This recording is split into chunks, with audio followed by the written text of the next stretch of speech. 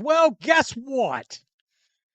The WNBA, which believed Angel Reese and whatever she thought she heard, hook, line, and sinker, with no regards for the new WNBA fans, which now, by the way, greatly outnumbered the old ones. And you old fans, you ones accusing us of racism and all that, y'all just took an L, and a big one. Recall the time Angel Reese criticized Caitlin Clark's supporters for being poisonous and antagonistic. Well, this is awkward. The findings of the WNBA's recent investigation into Reese's alleged offensive remarks during the Indiana Fever game are disastrous for her reputation. No recordings, no proof, and no reliable witnesses, nothing but talk on social media. Her own coach, Tyler Marsh, acknowledged that he didn't hear anything during the entire match. The WNBA released a statement today, essentially clearing Fever fans of the misconduct allegations from the Fever Sky game, the season opener for both teams. Now, everyone is wondering if Angel Reese and her supporters were only fabricating drama to attack Caitlin Clark and Fever fans, and how instant karma affected everyone who stoked the accusations, including some well-known ESPN reporters. If you agree with the Fever comment, I stand with the Fever down below. Let's move on. So it looked like the Chicago Sky has released a statement pretty much saying, we lied. The WNBA opened a thorough inquiry following these purportedly racist remarks, which is crazy. And guess what? They discovered nothing at all. The league released formal remarks on May 18th denouncing hate and prejudice, giving the impression that a significant incident occurred at Gainbridge Fieldhouse during the Fever vs. Sky game. They utilized the appropriate terminology regarding racism's unacceptable status in both the league and society. The Indiana Fever promptly complied, issuing a statement reaffirming their commitment to maintaining a secure environment for all players while cooperating with the investigation. It is embarrassing. It's absolutely embarrassing. It is absolutely embarrassing. And the fact is that originally it's, oh yeah, we're looking towards everything. Then they had to double down. They actually redacted this statement. They redacted a statement. They redacted the statement saying we're looking at everything, saying, no, we're actually not looking at most of the stuff. We're looking at a lie spread on social media that went viral. We are looking into a literal lie spread on social media that got spoken into fact. We're looking at a lie. However, this is when the intriguing part begins. Nothing unusual was heard by anyone at the actual game. Coach Tyler Marsh bluntly acknowledged that his team was unaware of any hate speech until it later went viral on social media. He gave a brutally honest response when reporters asked him when he learned of the alleged racist statements. When everyone else did consider that for a moment, the Chicago Sky's head coach, who was sitting on the bench, was completely unaware of any offensive remarks made about his own player during the match. Talk about investigation with your team is for that investigation. Yeah, I think we agree. I think we're, in compliance with them, with the league, and obviously there's no room or space in our game for hate. So, we're complying with everything that's going on. Coach, when did you become aware that there was hate speech that happened? I think when everyone else did. I think that, it's something that, we heard about. And so, again, we're just forthcoming with anything that the league is able to do investigation-wise. Instead of hearing about their own players' purported encounter from Angel Reese or anybody else who was present, the Sky organization was totally taken by surprise and learned about it from viral videos and tweets. Media personnel who were courtside monitoring the game kept mute about hearing anything wrong, so this time frame makes little sense if something had happened during the game. Nothing notable was seen on the security footage. No indication of racial remarks was found in the arena's audio recordings. Oh, Tyler Marsh is about to get run out of Chicago.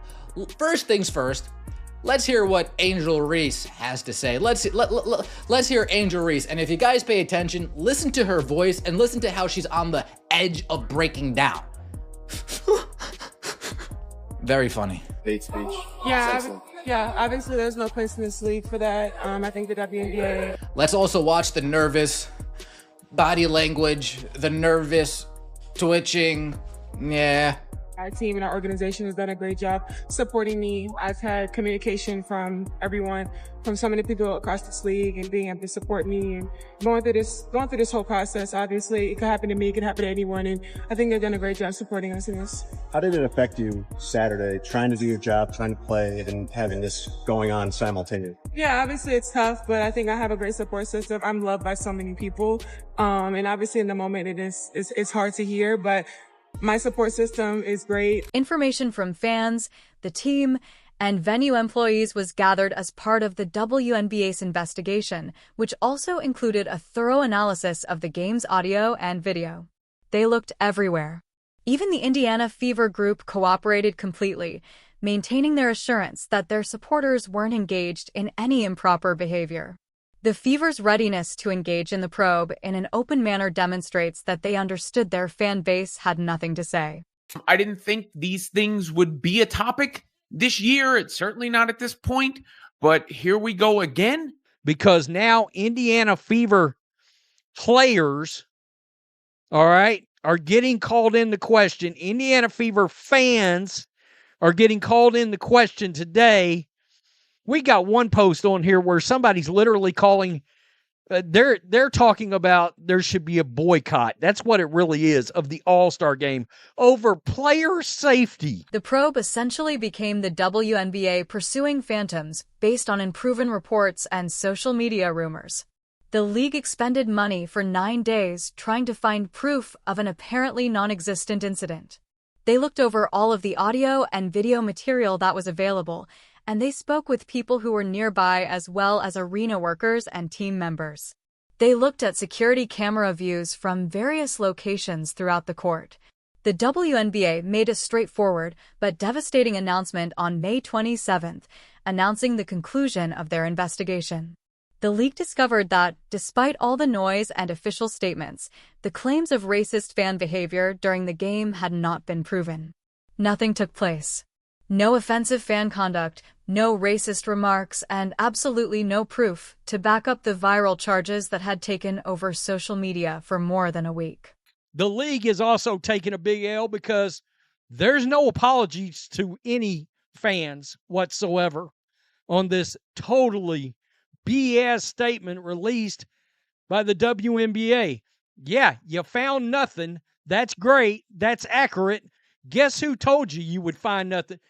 The entire Indiana Fever fan base said you weren't going to find anything.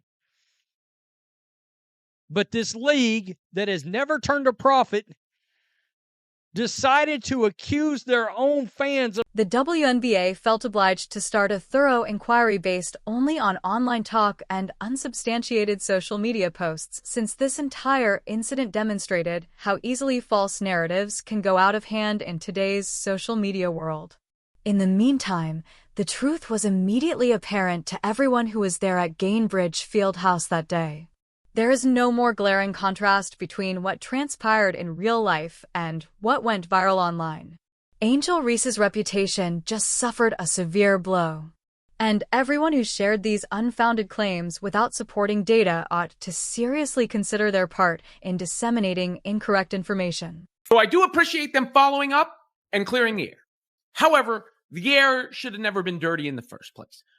This story put a stain on the start of the WNBA season. There was no question about it. It continued to paint a narrative around Fever fans and Caitlin Clark fans that is not fair, and in this case was totally not warranted. Since it wasn't from anyone who was present, let's discuss how this entire debate began. Viral social media posts and videos first spread the accusations, but none of them included unambiguous audio or video proof of offensive remarks. When you really listened to the audio, it was either unclear or non-existent, despite anonymous accounts sharing excerpts with ambiguous claims about what fans allegedly said. All of the hard work was being done by the social media posts, which filled in the blanks that the real video couldn't. That there shouldn't have been a statement until there was something of substance. Because to me, the statement itself is what opened up the entire can of worms, right? Like, I had seen the nonsense on social media. I was at the game, mind you, and it was a regular ass sporting event. I mean, nothing out of the ordinary. Fans cheered their team. They booed the other team. Good environment, fun game. They were happy afterwards. I think Fever fans were happy afterwards, of course, because their team smacked the Chicago Sky, smacked Angel Reese and company. You know what's absurd? The persons most actively promoting this tale were those who weren't even present at the game. Within hours of the Fever versus Sky match, these social media users were posting videos and making audacious claims about what transpired without providing any real evidence. They created definitive, alleged content from blurry, background noise film. The issue is that there is just no smoking gun proof when you look closely at these viral articles. The audio quality was subpar, the context was absent, and it was difficult to identify the purported remarks. Within hours of the game's conclusion, social media users started to fill in the spaces, converting conjecture into presumptive information. This is the point at when everything went haywire. Individuals began resharing and quoting these unsubstantiated reports on Twitter, adding their own thoughts and speculations about what allegedly transpired. Every share gave what were essentially unsubstantiated claims an additional degree of certainty. By simply being repeated on several platforms, the original post became the standard. What do you think the league's response, just coming out right away and getting that investigation going? Yeah, obviously, like I said, they understand that this is the priority. Obviously, there's no place for this, and they preach. I think 2 days before they put out no hate, no speech. And obviously, the women in this league, they know that, and know there's no space for that. And I believe that every player in this league deserves to be treated with respect and want to come to work and just have fun and have a great environment to work at. So I think they've done a great job putting that out, and we're obviously just going to respond as they need to. Were you able to? Damn, I really wish Angel Reese would talk and step up about all of her fans calling people all these nasty names. Oh, how being silent is such a blessing. Such a blessing it is to be silent and have nobody being critical of you. By denying press access and preventing reporters from asking follow-up questions in an attempt to obtain clarification, the Chicago Sky PR staff made matters worse. When reporters tried to inquire further about the situation, Sky PR representatives would cut them off. A Sky PR representative interrupted a reporter who attempted to go more into the blatantly offensive conversation by saying, "She already answered this question," so cutting off any opportunity for explanation. This stringent regulation of media access appeared dubious and simply increased conjecture about the true events. The media and genuine spectators seated courtside, meanwhile, were remarkably silent about hearing anything improper. They would have been in the best position to hear any racist remarks made about the athletes. Fans seated in VIP seats, team members, and sports reporters with cameras all remained mute about seeing the reported acts. Given how swiftly they typically cover contentious events during games, their silence says a lot. But the telling admission is, we found out, or I found out when everyone else did. When did you become aware? When everyone else did. What does that indicate? That the Sky did not know or did not hear anything in real time or see anything in real time. So that makes the Sky, that makes the Fever, that makes me, that makes everyone I talked to who was in the arena, everyone else who has spoken from the arena. The claim's viral nature produced an echo chamber in which people repeatedly spread unsubstantiated material as gospel. As users fought to have the most absurd interpretation of the situation, Twitter, Instagram, and TikTok turned into havens for false information. The most contentious posts received the most exposure since the system promoted interaction. The mob mentality that has taken control swiftly silenced users who questioned the claims or requested proof. That makes no cameras, no cell phones.